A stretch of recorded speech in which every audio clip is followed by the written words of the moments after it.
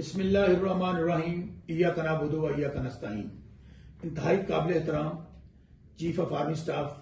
جناب جنرل حافظ سید عاصم منیر صاحب، چیف جسٹس پاکستان جناب قاضی فائز صاحب، چیف الیکشن کمشنر جناب راجہ سلطان سکندر صاحب، میں شوکت محمود بسرا NA 163 بھاول نگر 4 حلفاً اپنا بیان آپ کے سامنے دینا چاہ رہا ہوں اور پوری قوم کے سامنے اپنی حلقے کی عوام کے سامنے دینا چاہ رہا ہوں، چونکہ حلقے کی عوام نے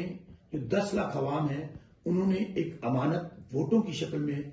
میرے سپرد کی ہے، اور میں چاہتا ہوں کہ میرے حلقے کے عوام کو پتہ چلے کہ میں قانونی طور پر بھی اور جو حلفاً سمجھتا ہوں وہ بھی آپ کے سامنے بیان کروں۔ یہ آپ کو سامنے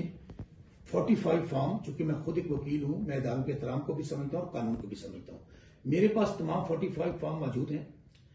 لیکن اس کے باوجود محمد ایجاد الحق جو بری طرح سے یہاں سے ہار چکا ہے اس کو جتوانے کی ناکام کوشش کی جا رہی ہے۔ ہمارے جو جس دن رزلٹ اکٹھے ہو رہے تھے ہمارے لوگ اندر موجود تھے،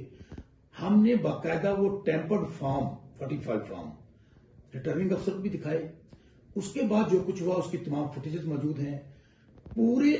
48 گھنٹے بعد یا 2 دن بعد وہ جب وہاں پر وہ کاؤنٹنگ ہو رہی تھی، پولیس آئی، پولیس نے اپنی موجودگی میں وہاں سے تمام ریکارڈ اٹھایا اور AC صاحب کو لے کر ریٹرننگ افسر اسلام بشیر کٹانہ ان کو لے کر وہ چلے گئے وہاں پر۔ اس کے بعد نہ ہمیں بلایا گیا، میں حلفاً یہ بات بتا رہا ہوں، نہ ہمارے سامنے وہ جو ہمارا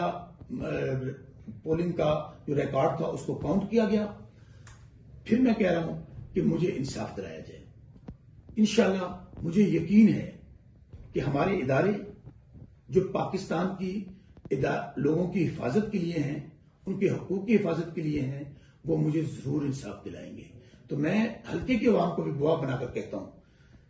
ہر جگہ پر جس جگہ جا سکا آپ کی اس امانت کی حفاظت کے لیے